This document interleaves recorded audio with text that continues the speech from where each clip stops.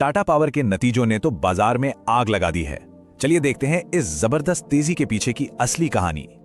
ये कोई एक वजह से नहीं है, बल्कि दमदार प्रॉफिट, रिकॉर्ड प्रोडक्शन और एक सॉलिड फ्यूचर प्लान का नतीजा है।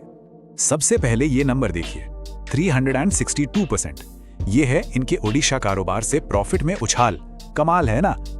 इस ग्रोथ का एक बड़ा कारण है मैन्युफैक्चरिंग, जहां इस क्वार्टर में रिकॉर्ड तोड़ सोलर सेल प्रोडक्शन हुआ है।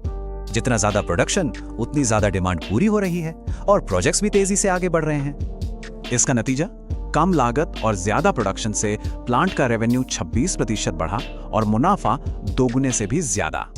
लेकिन कहानी यहीं खत्म नहीं होती।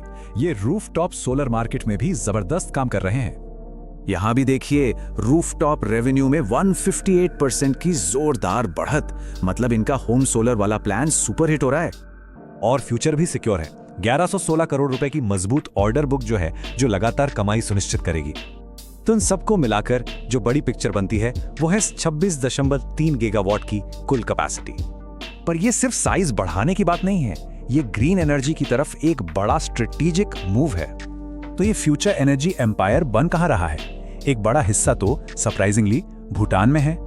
यहां 5100 मेगावाट के क्लीन एनर्जी प्रोजेक्ट्स के लिए एक बड़ी डील हुई है, जो एक रियल गेम चेंजर है। और ये कोई छोटे मोटे प्रोजेक्ट्स नहीं है, ये इतने बड़े हैं कि पूरे इलाके का एनर्जी मैप ही बदल देंगे।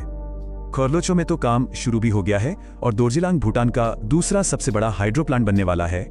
अब वापस इंडिया आते हैं। यहाँ कंपनी बड़े बड़े एनर्जी स्टोरेज प्रोजेक्ट्स बना रही है, मतलब 24x7 ग्रीन पावर। ये प्रोजेक्ट्स एक तरह से जायंट बैटरीज हैं। जब बिजली की जरूरत कम हो तो चार्ज, ज्यादा हो तो डिस्चार्ज।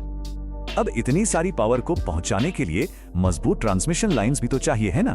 उस पर भी काम चल रहा है। और हाँ, फ्यूचर ट्रेंड्स को भी नहीं भूल रहे। ईवी चार्जिंग में भी तेजी से आगे बढ़ रहे हैं। आज 600 से ज्यादा शहरों में इनके 5600 से ज्यादा पब्लिक चार्जिंग पॉइंट्स एक्टिव हैं। तो इन सब का फाइनल नतीजा जाहिर है नंबर्स में दिखता है। रेवेन्यू, ईबिटा, प्रॉफिट, सब कुछ ऊपर। और ये सब एक मजबूत बैलेंस शीट के दम पर हो रहा है। यही तो इनकी असली ताकत है। और इनका सबसे बड़ा गोल 2045 तक थर्मल पावर से पूरी तरह हटकर 100% clean and green power generation. तो सवाल यही है, क्या टाटा पावर सिर्फ बड़ी हो रही है या फिर भारत के एनर्जी फ्यूचर को लीड कर रही है? This video is for educational and information purpose only. This is not financial, legal or professional advice.